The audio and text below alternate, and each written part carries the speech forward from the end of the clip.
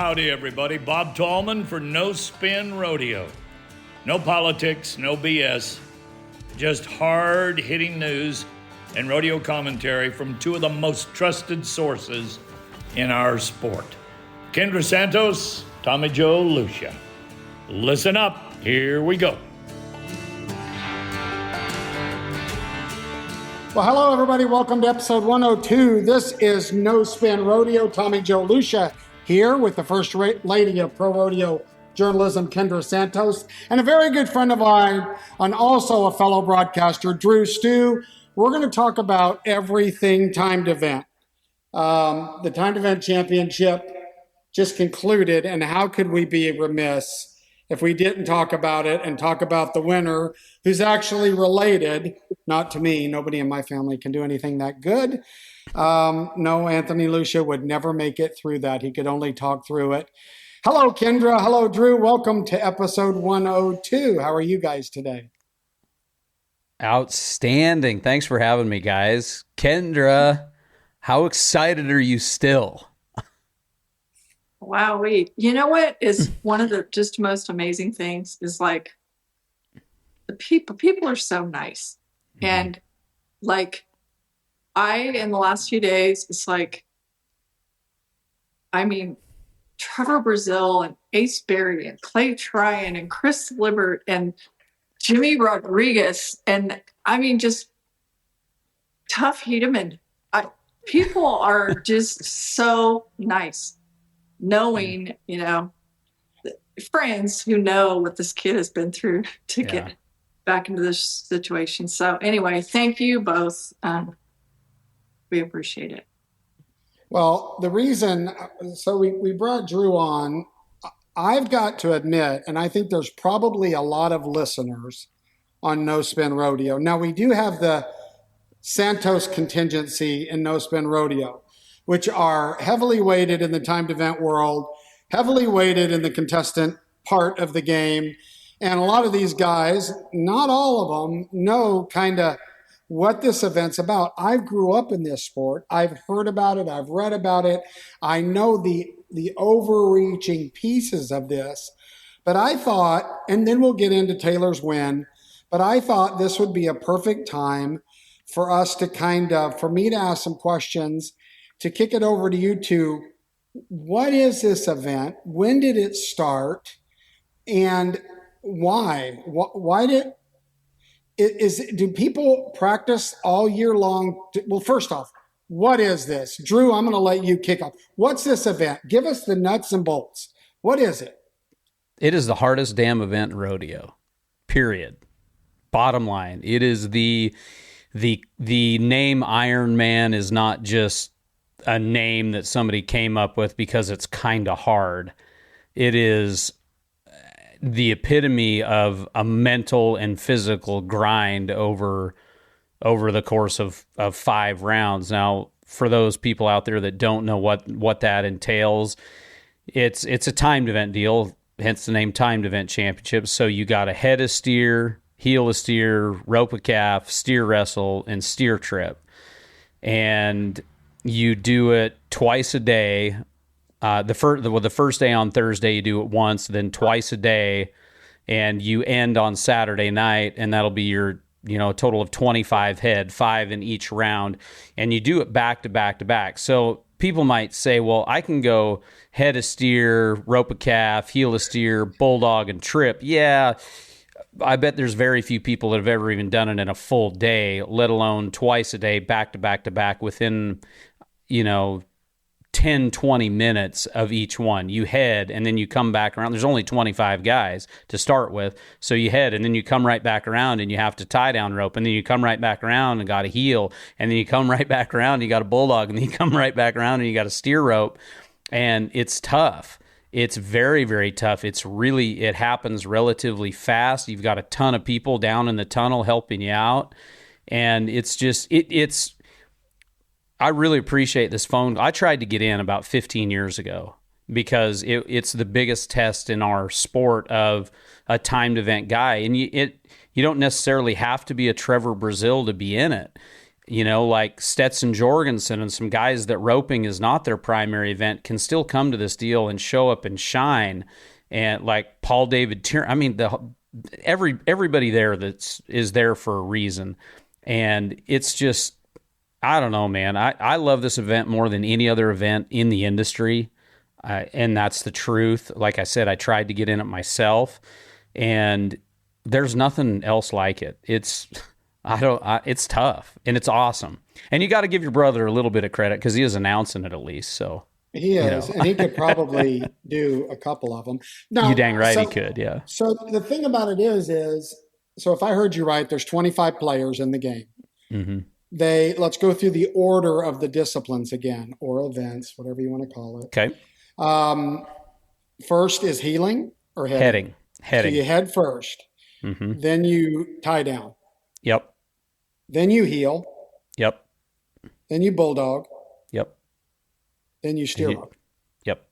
Now, isn't it very inconvenient that they didn't have you head and heel back to back? They could make it a lot easier if you healed your 5 head when you're in a groove. So this is you've got to be a jack of all trades. And from the timed event perspective. Now, a quick question, Kendra, maybe you can answer this. Do they use all their own horses, or do these guys have a whole team of guys that come there and provide horses and education and support and advice? How does it typically work for one of these 25 guys? I think like part of the preparation and the gamesmanship or whatever is rounding up your human and horse helpers. And very rarely does a guy bring all his own horses. Yeah. That's very rare. Imagine keeping horses around for one event a year. I think to me, a total uniqueness, this is like a throwback event, and that it is a 25 header, which is unheard of. There's nothing else in the realm, but it's also in a 600-foot arena over a very long score. And none of that has been compromised over the years. The tradition has been upheld. And, you know, in today's world of single event specialists, it's such a nod to old school cowboy shit, really. I mean, and horsemanship, you cannot luck out and win this event. You can't draw the best one over 25 head. It's not possible. And so I think the pride has everything to do with the prestige of it, to be able to do. And I mean, it'll blow your skirt up easy, even if it looks really easy on the TV or whatever. Things happen. You guys, you know, you've seen it, Drew, like it's not over till it's over. Things happen, curveballs happen. And the conditions are as cowboy as they come, period. And so the one thing that I think was meant a lot to Taylor. Last year, John Miller is a multiple-time world champion team roper, and he's the nephew of world champion team roper Ben Johnson.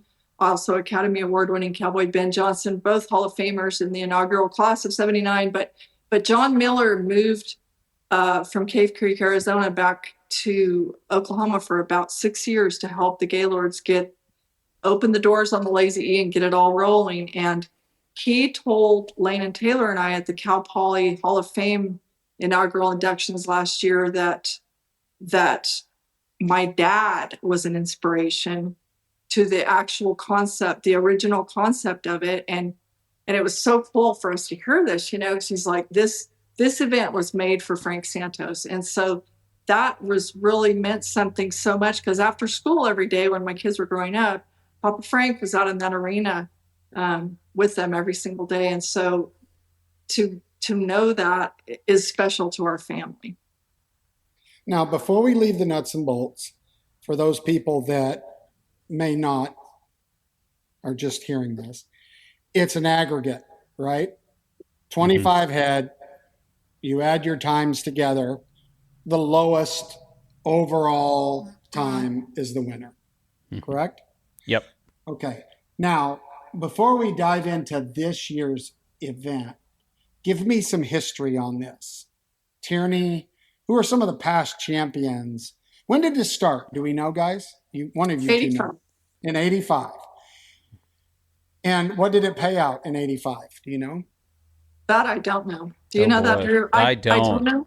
I don't. I know that I do know that there for quite a few years there it paid 50,000, and then now it pays 100. But I know that Leo Camarillo was the first ever champion in 1985. I think they said this was the 42nd annual. And I know that Trevor Brazil, the winningest cowboy of all time, is the winningest timed event cowboy of all time with 7 titles. The Tierney family is the winningest family between the 3 of them. Paul, the dad, won 4, and Paul David has won 3, and Jess Tierney has won 1. So they've won 8, and now I don't know. Paul Tierney is Taylor's father-in-law. So I mean, it's just kind of a cool thing. I do think that there's something on the old school throwback stuff that a lot of people have forgotten or are too young to realize that so much of rodeo history started in California. And the fact is that California has won more timed event titles than any other state, 10 of them. And Leo won 2, Daniel Green won 3, Kyle Luckett won 2, Jordan Ketcher won 1, and Taylor's won 2. So the winningest state, I think that might surprise a lot of people, maybe. I don't know. The winningest state in the timed event? Yes. Or overall? In the whole timed event history, I'm saying. Okay. 10 of them. And they've got to pay $7 more a gallon of gas just to live there. Yeah. They're probably just happy to come pay $3.50 for fuel for a week or 2. That's for sure. I got to jump in there, Kendra, because Bob and I talk about it all the time. First of all, Bob brought that up. The family and all of that sitting on the desk, and Tommy Joe. A lot of people now take this for granted, and I don't know if very many people out there on the team roping. We take team roping for granted, right?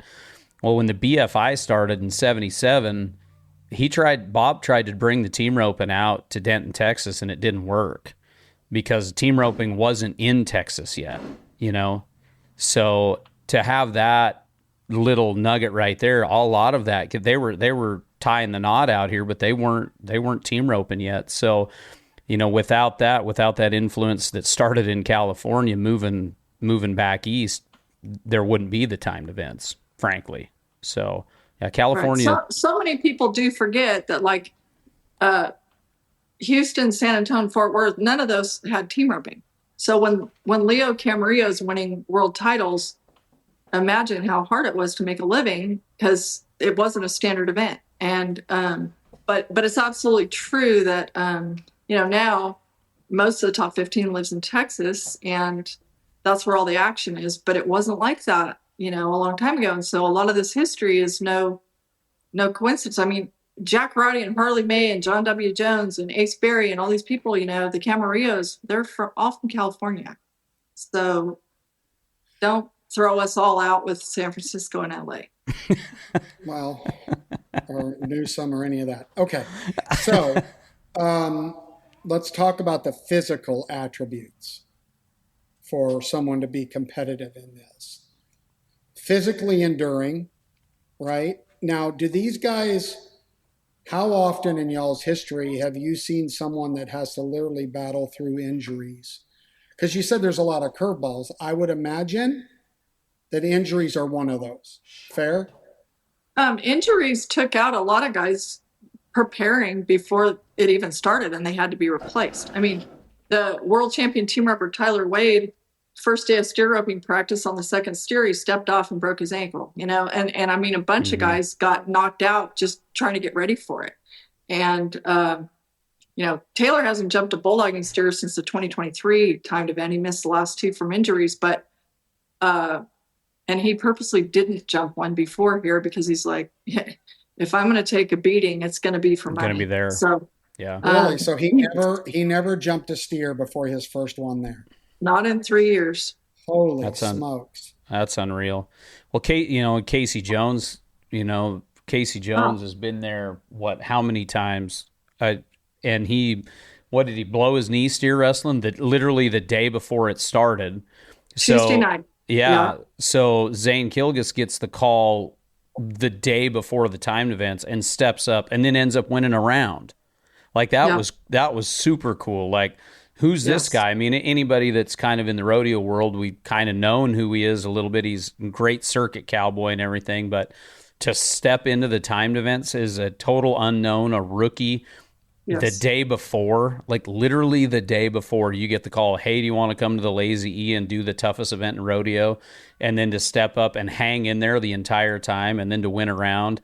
Like, hats off to that guy. Big time Absolutely. hats off to that guy. A lot of times it's a last minute. I think Taylor's first invite was a last minute. He'd never, run a steer open steer before. And once you get invited, are you seated until you can't do it anymore? Who decides who comes? Kind of. So there's politics in this too. Is there not politics? I don't think it's politics. It's not politics, right? Right. Well, there's no politics. Maybe just a tick. No, I mean they're sell tickets, and yeah. They do. So someone picks who gets invited, right? Yeah, Dan Wall and his team, they kind of go through and because they do want it to be competitive, and frankly, years ago we're going through kind of a cool deal in the industry right now. Years ago, it was hard to even find. That's why I thought that's how bad I was back then. They were trying to fill it, and because there wasn't a lot of guys that would do everything, so it was hard to get guys. I mean, and we were only at 20 back then, weren't we, Kendra?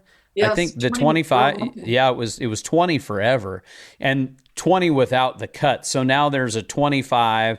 Then after 2 rounds, we cut 5 and you've got 20, and then 2 rounds and we cut 5 and bring the top 15 back. So they're cuts. And there's a whole podcast we could do about how the guys feel about that. That's a whole other deal. But then it's not a true 5-header. You shouldn't call it a true 5-header, Kendra. If they're cutting guys, it's progressive. Stop. It's progressive. Skippy, stop. It's a 5-header. It's a 5-head average.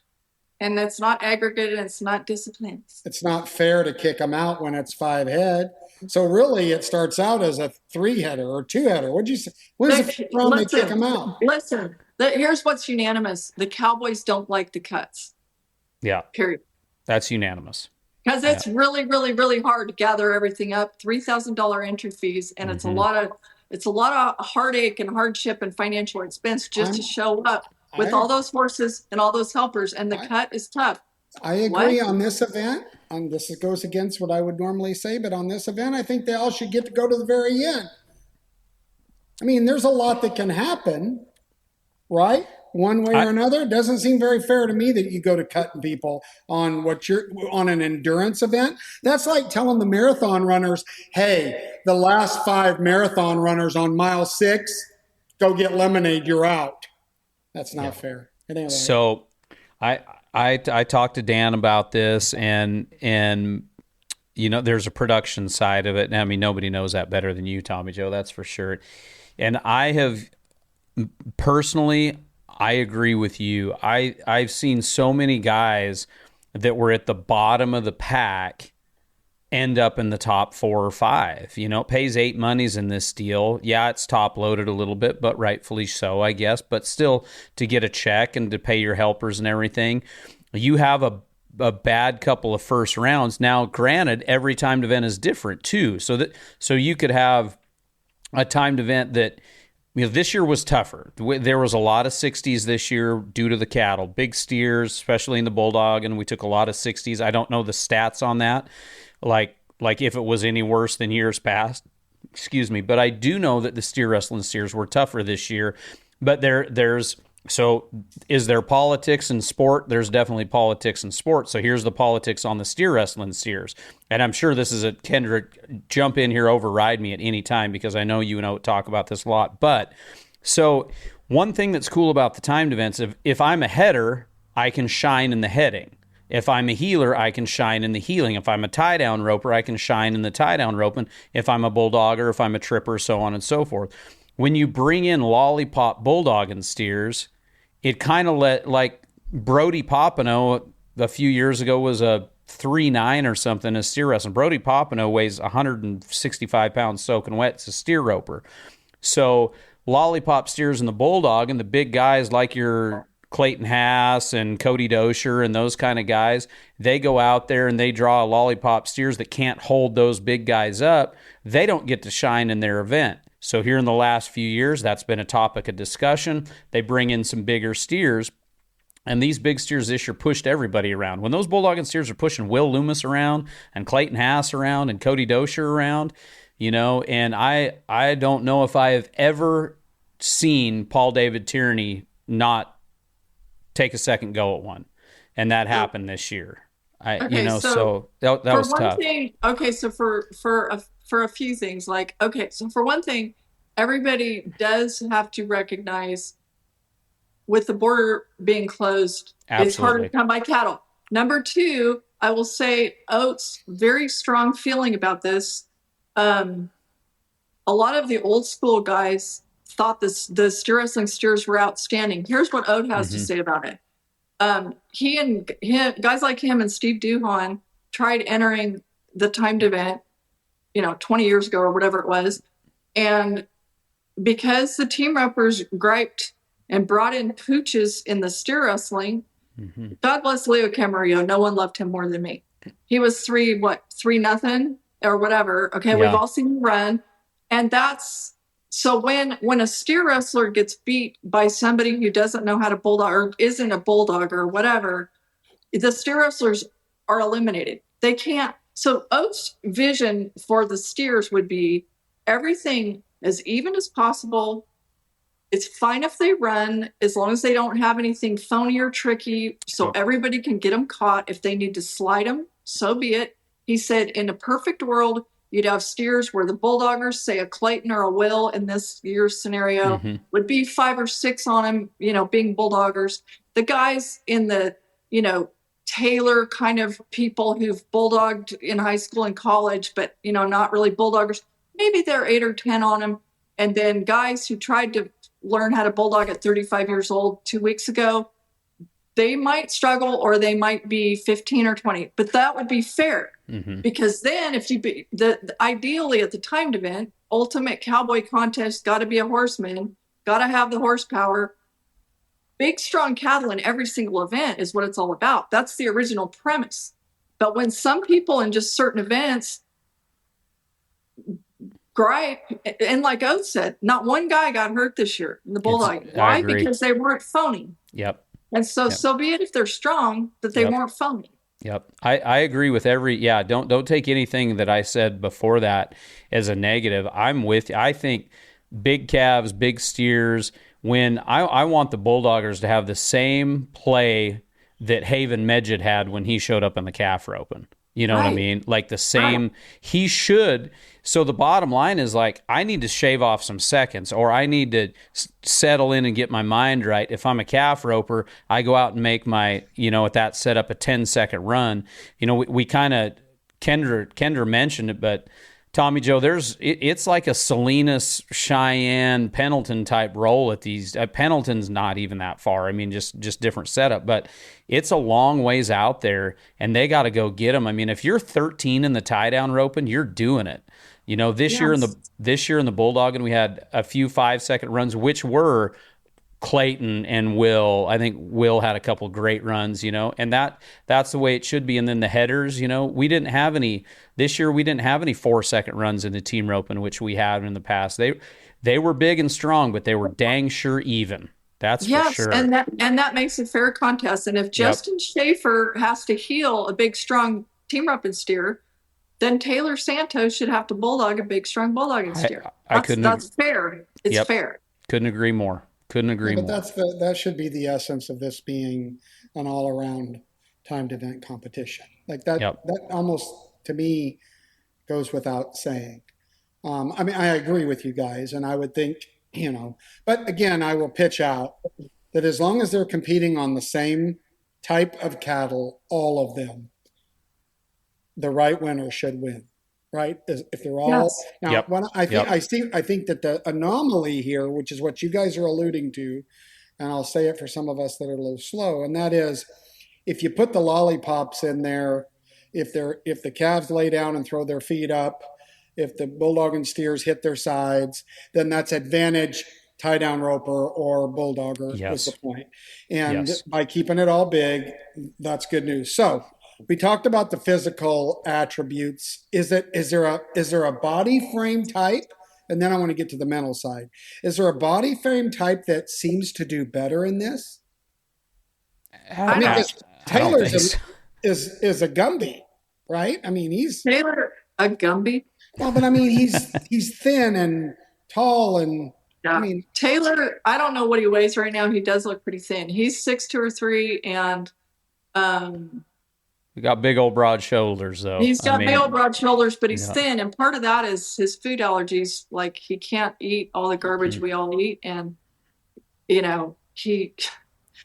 when he goes to a fast food restaurant, he can order a hamburger patty, period. So he's going to be thin. And when he rides 8 or 10 horses every single day, he's going to be thin.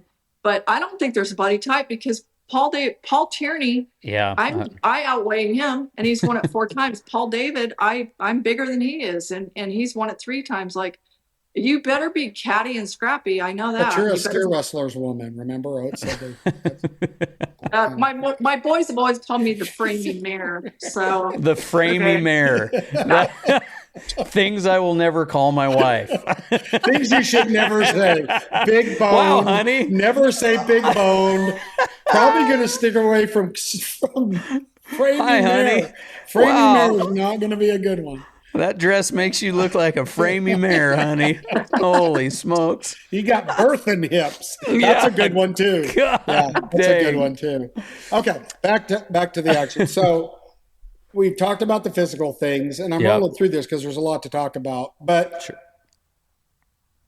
changing disciplines, skill sets, do these guys, the mind games that the players have to play with themselves alone, right?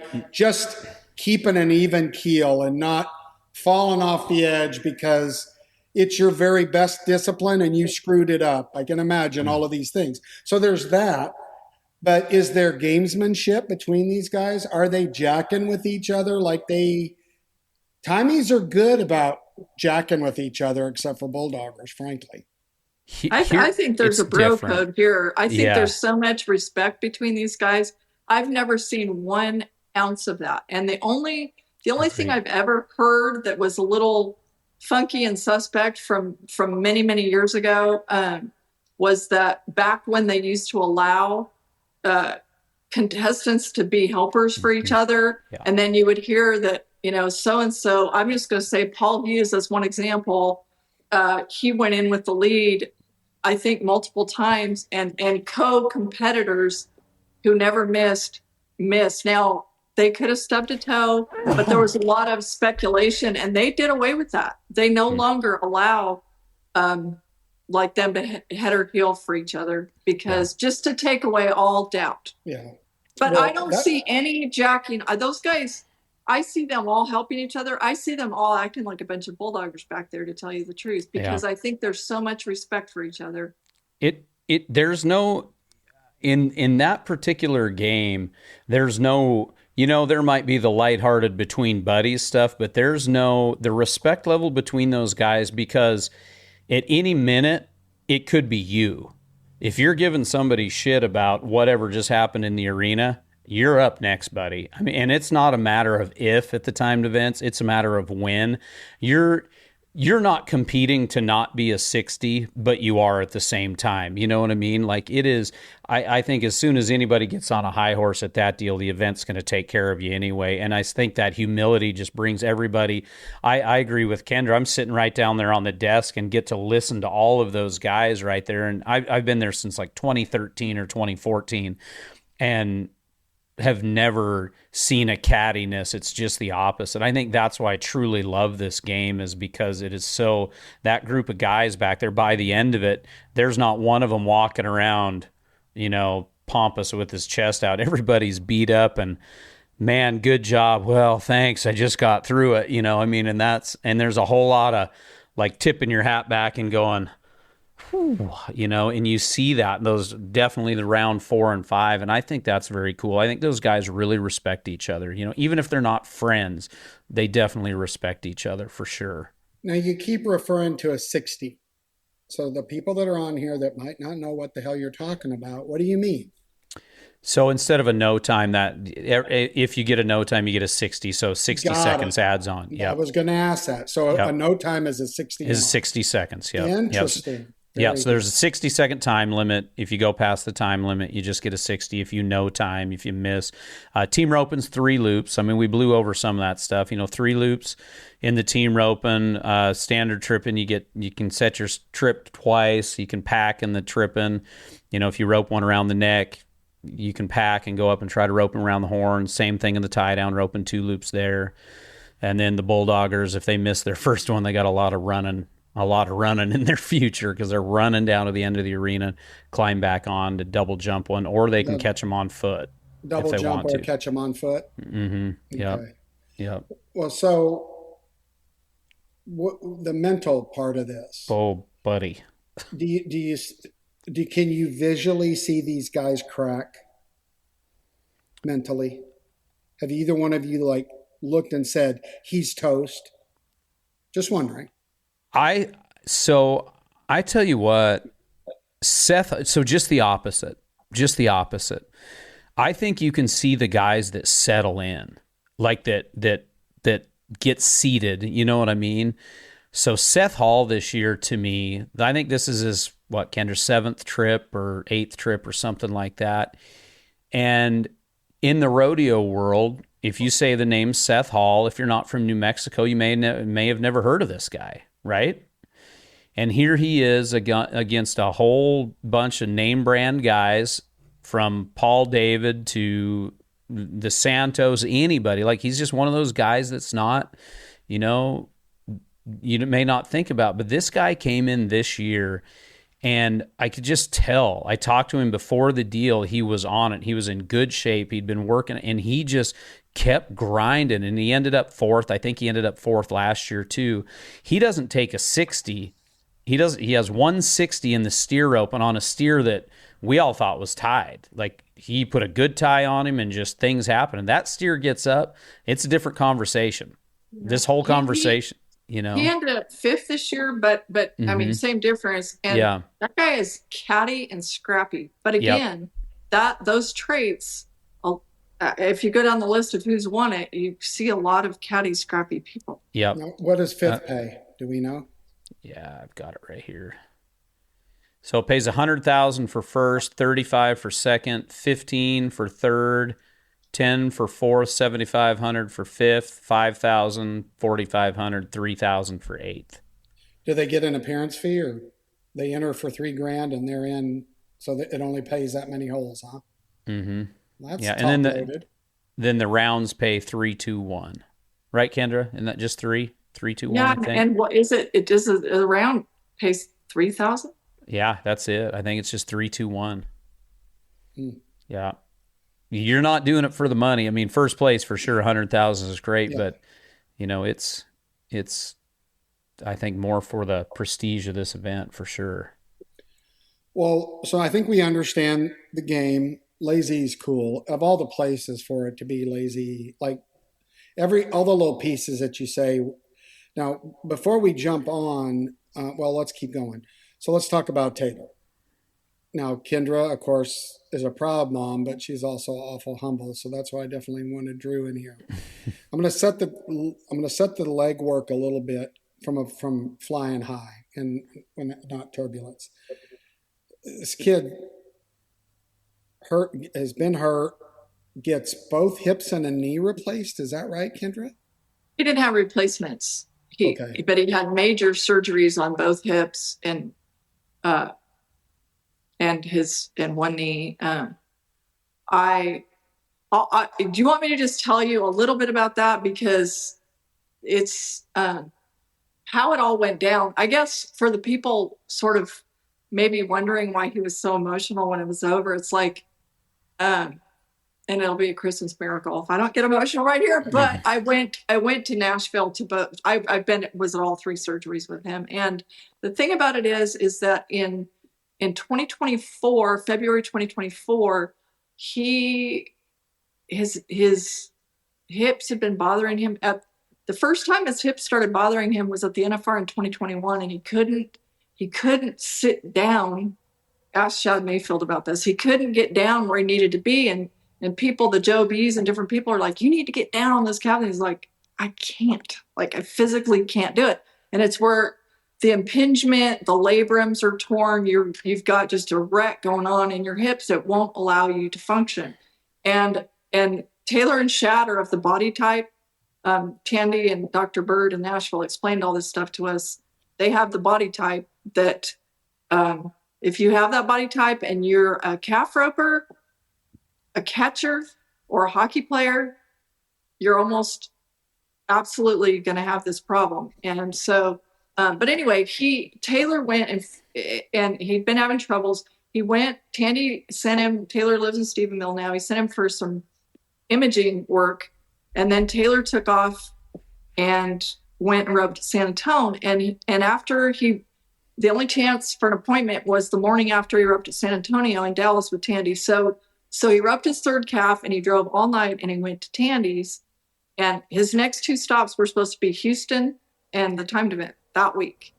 Kind of a big deal to a cowboy, both of those events. And Tandy said, you're not going anywhere. And so, that call from him was, I could just hear his voice like, what is going on? And my first words to him were, well, you don't have cancer. But he had surgery in Nashville on one hip in March, and then he had surgery in June back in Nashville. And then he was doing the deal where he was supposed to go 2 days a week for an hour to rehab, and he was going 4 or 5 days for 2-3+ hours. I went with him a lot. Kai Hamilton was there at Brad Bettis's in De Leon PT place, and it's really a cool place because there's all these saddles from like Tuff Hedeman and Jim Sharp and Ty Murray, because all those guys have been rehabbed by Brad Bettis. But anyway, but when he got really in the physical intensity of the rehab for the hips, he realized his knee was killing him. And so he went, and then he had to have major surgery in January 2025 on a knee. And then, it was 7 days after his first baby was born. It was just, and he really, and then back to rehab. And, you're 2 years out, you're a new husband, you're a new dad, how you make your money, you can't ride outside horses. And it was really hard. And he didn't physically know if he could ever return to high level competition again. So for this to be like his coming out thing, and for it to go like that, for how hard it is, it was like easy for me to understand why it was so emotional for him. I got to jump in here and say that, as a dad, you read the post that I put up, and seeing that, and then Kendra, my son plays college football, my stepson Isaac, and, he's my kid, and he had a hip surgery on the labrum that took him out, and then an ACL surgery right before the first game a couple seasons ago, and then just had a shoulder surgery, and football is his tie down roping. And you see these kids like break down and like, I don't know if I can play the game anymore. And he's 22 years old, and that's so hard to see as a parent when football is his rodeo. He's graduated from Texas Tech, and now he's at Michigan State with 1 season of football left. And when they say, I don't know if I can play the game because I don't know if my body can handle it, that's tough. It's tough. It's a killer. And I've been through this. We have, Lane and I and Taylor, before, when in 2014, as a freshman, he won the college national title. Well, in 2015, he's winning the region and or whatever. And his back goes completely sideways. And Taylor being Taylor, we were at the college rodeo in Clovis. It was before the end of the season, but it was Clovis and Coalinga. There was a doubleheader that weekend. He was physically crying. He couldn't sleep. He couldn't. I begged pain pills off of a mother that had like a tooth abscess or something. We tried putting him in a lawn chair on the bed, on the floor. He couldn't sleep. It was the most miserable, but he was determined that if he could get through those 2 rodeos, that he would make the college finals there. Well, so, and I remember at Coalinga, he hazed a steer for lane, and he barely made it to the back end, and he slid off that horse, and he was just laying flat on his back on the ground. It was so horrible. And then he went through a major back surgery, and then his first rodeo back was the college finals that year. And it's like this kid and his body, like he is gifted with an athlete's body, but he uses it so hard. And I'll not forget that at the college finals, they have the big softball tournament, and he goes there to, help the West Coast win or whatever. And he hit what was going to be a really close call of a home run. Like it was an amazing hit or whatever. And he comes flying around third base, and he dives headfirst into home. And I wanted to go out and first, are you okay? Second, have you lost your mind? But that's like, he's always been like that. Like but we had to win, and I'm like, oh my God, but he's used himself hard. And so anyway, it's pretty cool. Now, looking at this year, what was the key to Taylor's success this year? Could it be that he's been through so much that his expectations or you know what I'm saying? That he's sometimes trials and fire is what sharpens swords, right? And so I'm interested from Dru's perspective and then Kendra's perspective, the mom. What was the defining like? Did it kind of feel like Taylor had? I mean, I know I understand this can change with 160. Look at there. Now I'm talking with 160. Right. But when did you start to Dru first? When did you start to say, hold on a minute? Oh, for me, it was round 3. At round 3, so Ketch Kelton has a way about him that's just different as young kids. And I know we're talking about Taylor, but Ketch has got this deal that's just a little bit different. And who knows what's going on in that kid's head, because I've tried so hard at the sports desk to get in there. Like I try to get into those guys, and Ketch, he's been up there as much or more than anybody, and I have no idea what he's thinking. He just goes and wins. Like he just does. It's just, maybe it's beautiful in its simplicity of just going and winning and just doing the deal.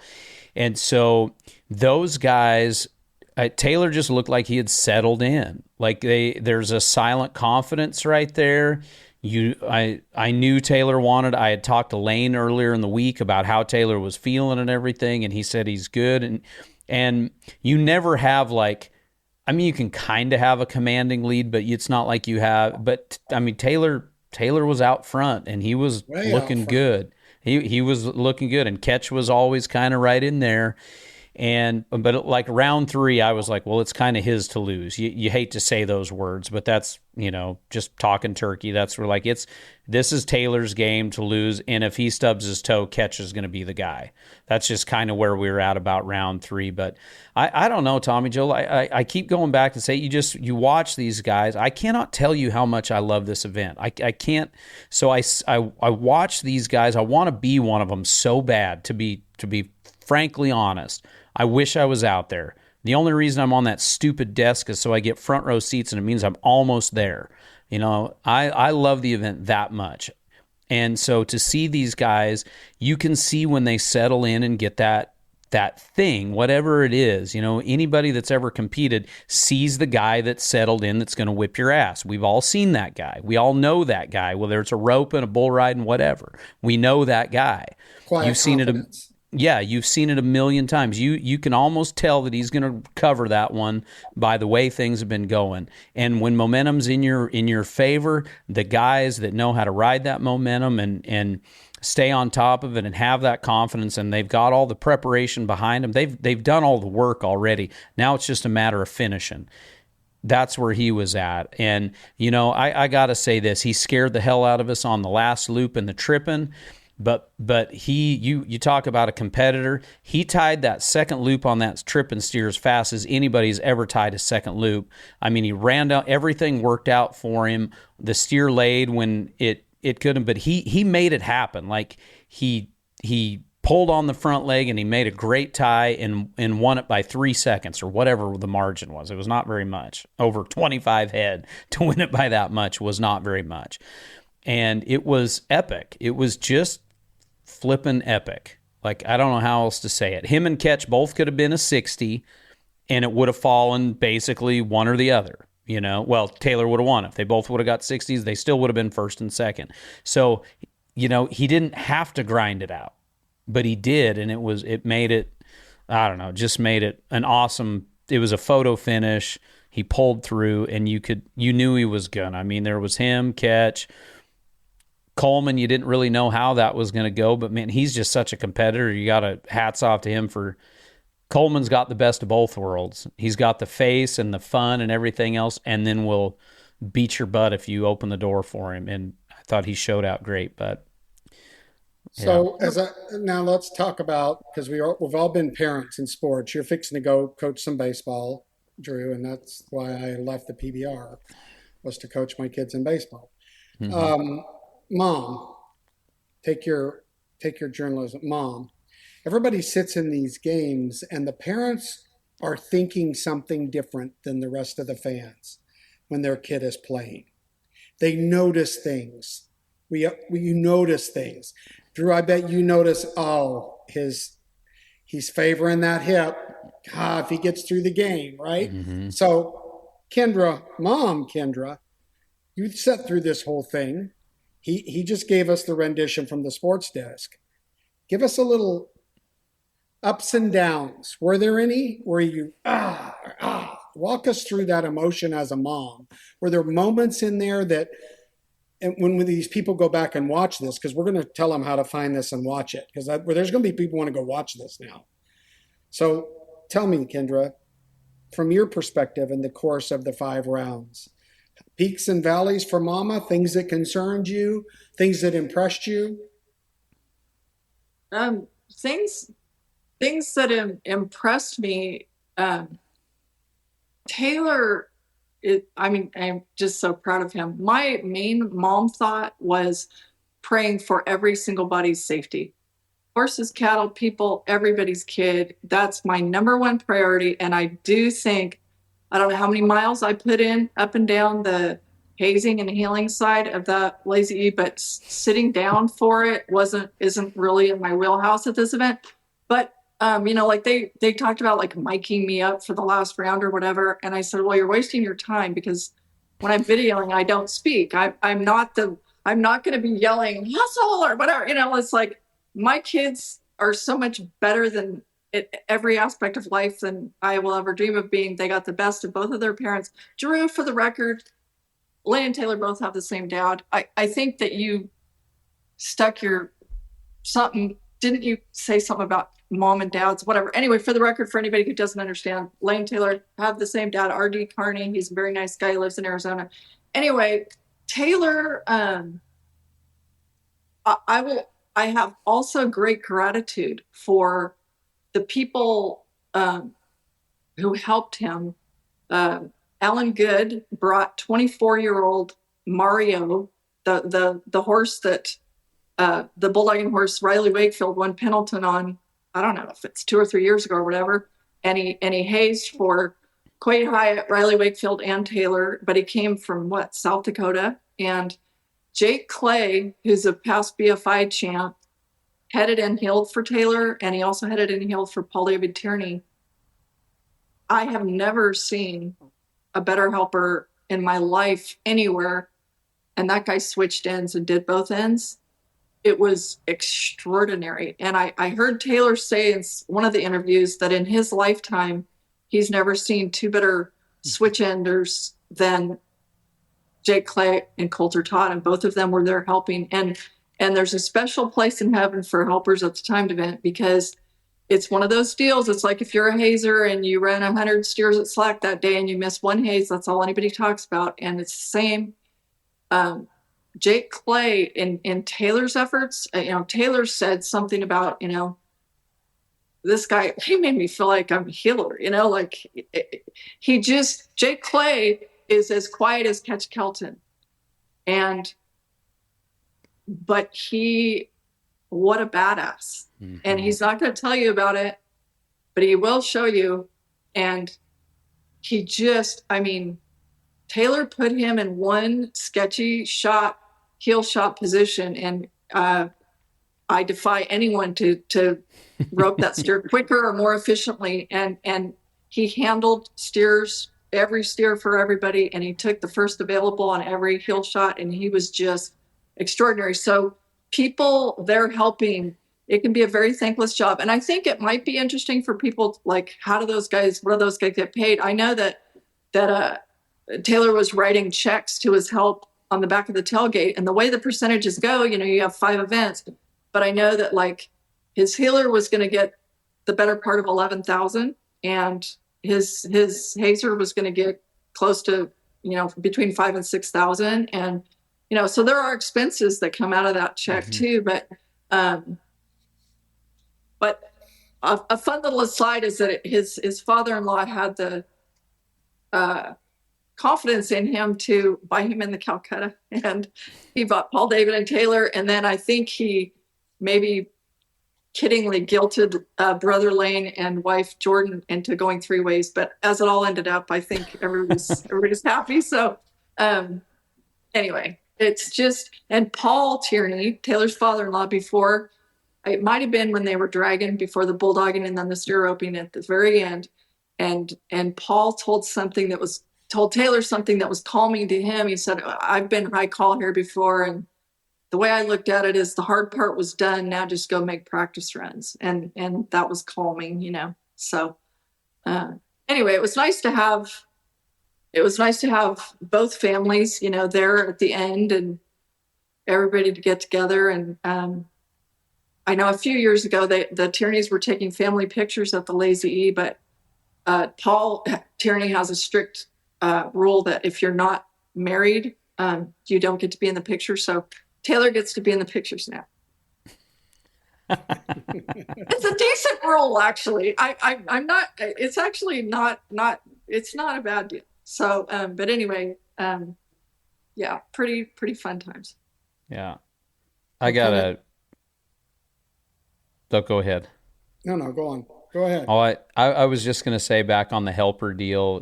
That's so Jake Long, friend of Jake's, and we were so excited after he won his gold buckle this year. Like, I've always been a huge fan of how Jake heels steers. So he comes up to the sports desk, and he said it on the interview, but even when we turn the cameras off, I'm like, man, how is it here?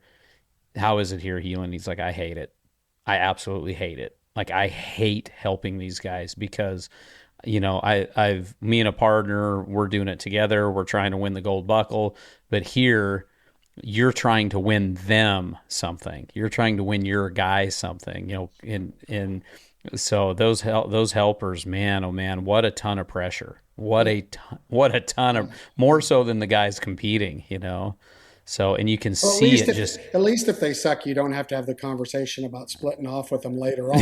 I mean, it's just one event, right? I mean, I think that part is good, right? Because it's just like, well, you suck this year, so we won't see you next year. Well, and it was cool, Coleman, who's pushing 40, what a showing. Mm-hmm. He ended up 4th.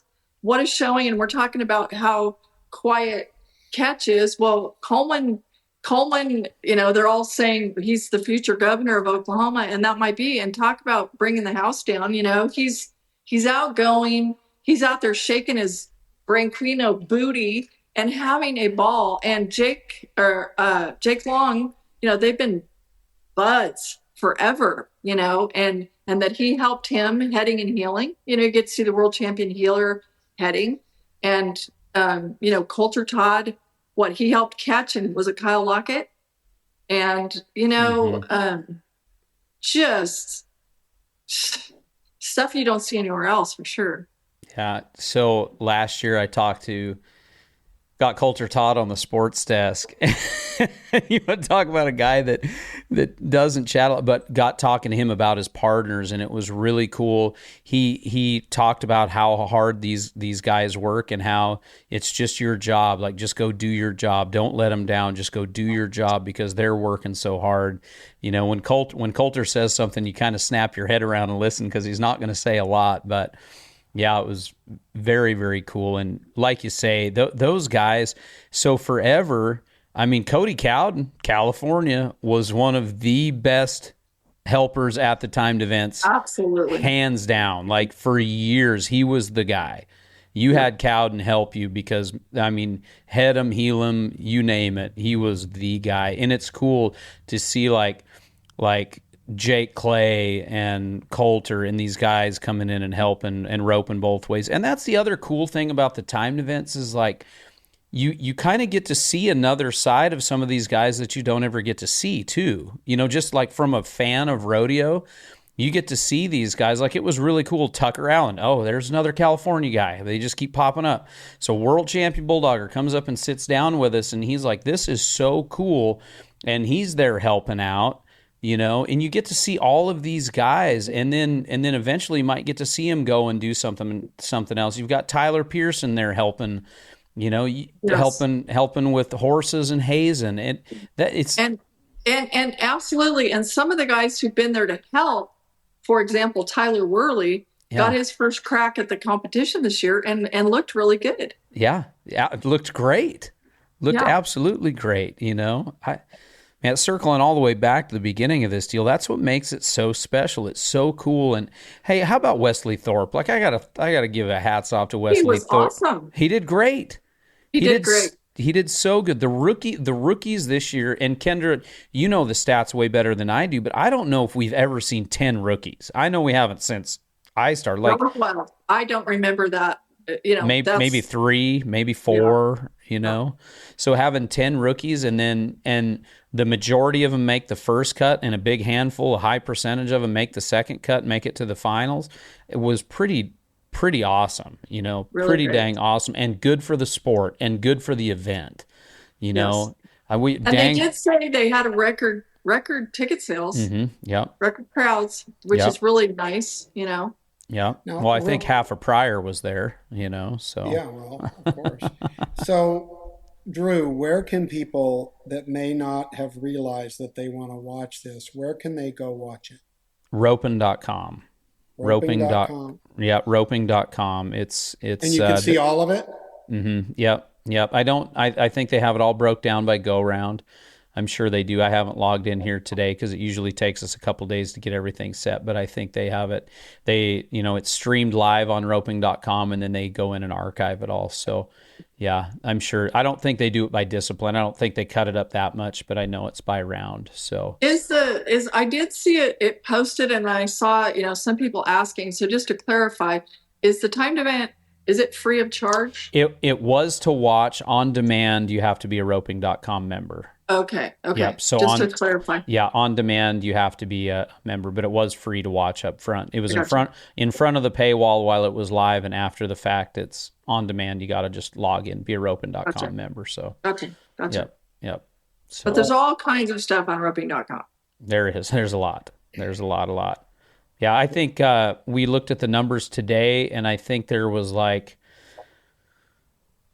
think it was 37,000 people watched it or something throughout the course of the week, including the Pro-Am and everything, and the Junior Ironman. We got to touch on the Junior Ironman. Kendra, how about Leo Laux putting it on them all 3 rounds?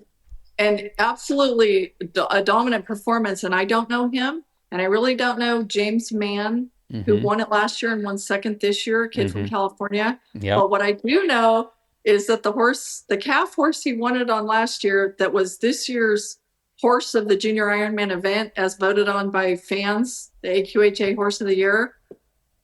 Holy heck. I'm like, wait a minute, what? That's the first calf horse Taylor ever made when he was a kid. Come His on name's now. Rooster. I swear to God. I'm like, Rooster? Is that You're you? kidding me. I didn't know that. It's the first horse that Taylor made from scratch when he was a little cracker-ass kid, and he bought him at the horse sale in Paso Robles. And I remember Van Snow, Cody's dad, saying, I think it's a pretty good buy. He'd like been a Rain cow horse reject or something like that. And let me tell you, I can look out my window at our arena and have the memories. The only time Taylor and I have ever gone locked horns ever is when he one-moored me to death when it was pitch dark out there, and he one more. And I'm like, him and Rooster kind of had a little love-hate sometimes, because Taylor, first horse you ever make, was of the mind that, like, if he'd have taken it like Scamper did with Charmaine, where she'd run 100 barrel patterns a day, it would have been fine. But it was to the point where he was a little on the edge in the box toward the end, just because of Taylor just wanted more runs, for himself. But that horse has been a badass in the field, start to finish. Taylor actually, because he just thought it was the right thing to do, ended up, when he got a little sketch in the box, he sold him as a trail horse to an older gentleman. And he was a trail horse in Santa Ynez for years.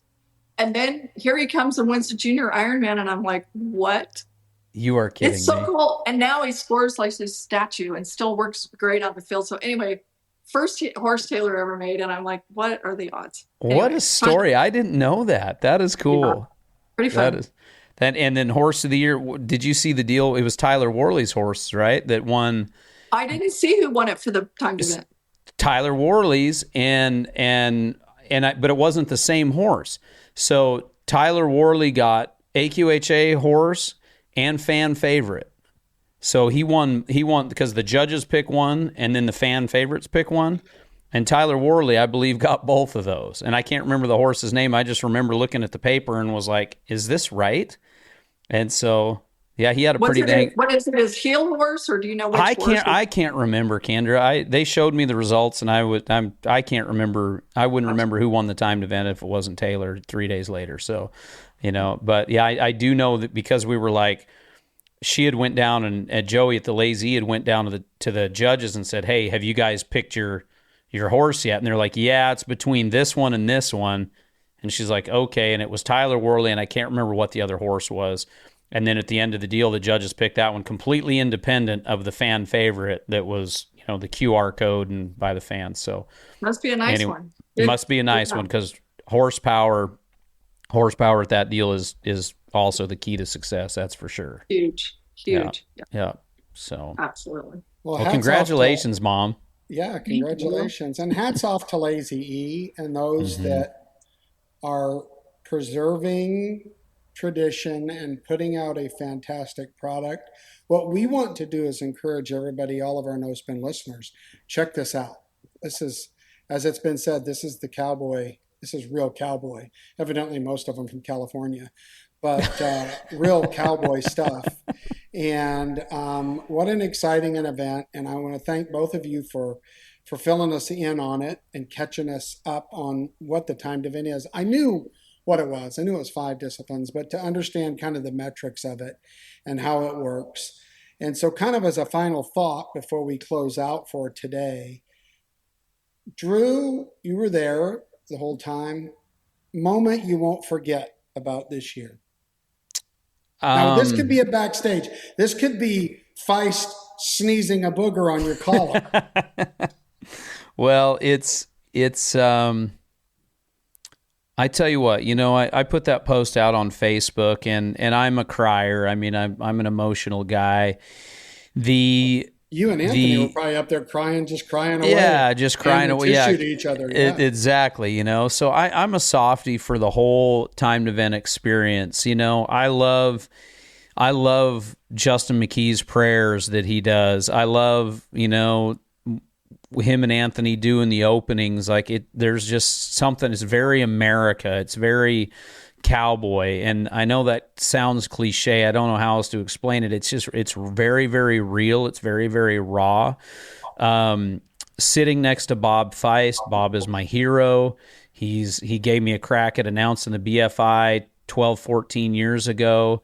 And so, I mean, Tommy Joe, what is it about the timed events? The one thing, I mean, really the one thing was when I'm standing up on that deal and Taylor comes back at the arena and he hugs Lane, I lost it.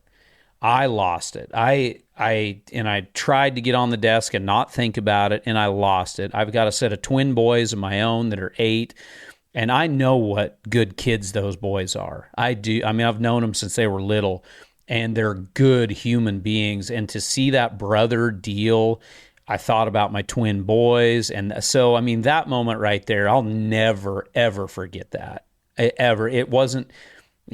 It was because of the win, of course, but that moment right there was, and they're both young guys that have young families, and then to see him bring his wife and child up there, I mean, that to me, that's what it's all about. Of course, when he ran through after, that's the most important part. That is what made it everyone that you go to is the greatest one because it's the nearest and dearest to us, but that I will never forget when Taylor hugged Lane because I love those two boys and it meant a lot. That was the greatest thing, and to see what he's overcome, and I'm a believer in the grind and the comeback king, and I like that kind of stuff. It's the Navy SEAL mantra, like just get through this evolution and then we'll worry about the next one, and that's what Taylor did. He just went through it and it all worked out, and I don't know, man. Long answer, that right there. When those two boys hugged each other, never forget it. How about you, the framey mare mama? There's nothing better than that for me. And that moment also, the boys hugging. You can't beat that for me. But then, when Taylor laid eyes on Bo. Oh yeah, yeah. It's well, congratulations. Congratulations, Dru. Outstanding job, like always. Thank you. Very, very well done all the way through it. Can I say two really quick things? One, you mentioned Bob Feist. Bob Feist cut me the literal first check of my career for $50 when I was going to Cal Poly. So that I will never forget. I call him Boss Man Bob for the rest of my life. And two, Dru Stew, when Lane and Taylor are little bitty kids running around the junior high and high school finals, Dru Stew is running like the dummy roping matches and all that. Yeah, Heliomatic super goat ropings. When my kids and the Frost Boys and Cody Snow and all those kids are Lane Mitchell, they're all breaking curfew, and I'm like, where are they? It's because this guy was the coolest guy in town and is still running a stopwatch for all the matches, and they could one more, and Dru Stew would do it because he loved him even when they were little cracker asses, and I really appreciate it. Thank you. It's pretty fun. There's a lot of gold buckles floating around from that bunch of kids too. You know what I mean? It's been pretty cool watching these kids come up. That's what. Kendra, I'm the mascot for this industry. That's where I fit in. I'm a fan of this industry so much, and to be able to do what I do and be around and watch these kids coming up through the ranks and do what they do, there's nothing better. Thank you. There's nothing Thanks for better. being nice. It matters. Thank you. I appreciate that. Thanks to you and the industry for allowing me to do this, because I don't know anything else. I'd be building shitty fence somewhere for somebody. So well, I'll start with Dru. Dru's the Costas of roping. There's no doubt about it. He's the Costas, and if you know sports, you know what I'm talking about. He's the guy that you understand and you listen to because he knows the sport, he lives the sport, he cries when the right guy wins, and he's the Costas of roping for sure. And you, Kendra, this is a special time, and I wanted to do this one because all the other junk aside, you're a mom. You raise those boys. You had to spank them when they need spanking. You had to be scared to death when they were out there at dark, still roping. All the stuff that us as all parents know. Then there's grandkids, and you never I'll say this as in final parting here a little bit. I remember thinking, boy, if I can get my boys through high school, oh, if I can, I got to have the money. I need to get my boys through college. And then I'm done. No, you're never done. You never don't wonder if they got home safe. I don't care if they're 36 or how old they are. They're still your babies. You're never, Dru, you're never, those twin, from here on out, your dad, you're going to be nervous when you shouldn't be. You trained them to be adults. You trained them. You did everything to empower them to be successful. But I'm the first to admit I never stopped being a dad. I never stopped worrying. And I remember being on the school board and watching kids come in and get accolades on school board. And you know what? They might have a single parent. They might just have a grandma. They might have both parents. But you know what they had? They had someone who loved them, who actually loved them and cared. And that's the ingredient there. Two parents, great. It's great to hand off that toddler to the second parent for a break. I get all of that. But all it really takes is loving them. And Kendra, there's no doubt in any of our mind that you don't love deep. You've said it before, and love hard. So congratulations, Mom. I really appreciate it. Elaine and Taylor are by far the best thing that will ever happen to me in my life. And now the extension, of their wives and their children, it's just like, I am just the luckiest girl in the world. I really am. And so thank you very much. And thank you to the Bob Costas of roping. Thank you, Dru Stewart, for being a part of this. And we want to thank all of you for listening and being a part. And we'll just send it out kind of hey, Taylor, job well done, kiddo. Job well done. Thank you.